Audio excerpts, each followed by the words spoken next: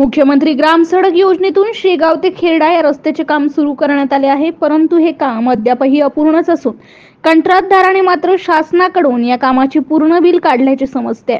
रस्त्यावर लावलेल्या फलकामध्ये या रस्त्याची लांबी 4.6 किमी असून याची अंदाजित पत्रकीय किंमत रुपये 160.61 लक्ष रुपये दर्शवण्यात आली आहे. 28 जून 2018 ते 27 जून 2019 या दरम्यान हा रस्ता पूर्ण झाल्याचा कालावधी या फलकावर नोंदवित आहे.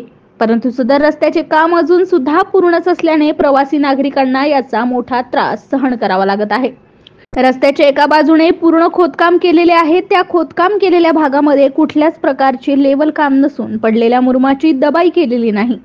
खोदकाम केलेल्या रस्त्यामुळे अर्ध्या रस्त्यावरून वाहतूक करताना अपघात होण्याची दाट शक्यता आहे.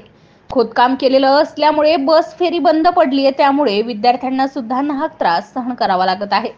रात्रीच्या वेळेस दररोज या रस्त्याने अपघात होत आहेत, त्यामुळे सार्वजनिक बांधकाम विभाग याकडे दुर्लक्ष का करत आहे असा संतप्त सवाल प्रवासी नागरिकांना पडला आहे. या संदर्भात सखोल चौकशी करून कार्यवाही करण्याची मागणी नागरिकांच्या वतीने करण्यात येत आहे. MCN न्यूज मराठी करिता चंदू पाटील, शेगाव ग्रामीण. माझे नाव धनंजय भगवान कांबळे. मी गौडखेड मध्ये राहणार आहोत. हा रोडचा बांधकाम अजून झालेलं नाही पूर्ण. आणि ॲक्सिडेंट होऊ राहिले.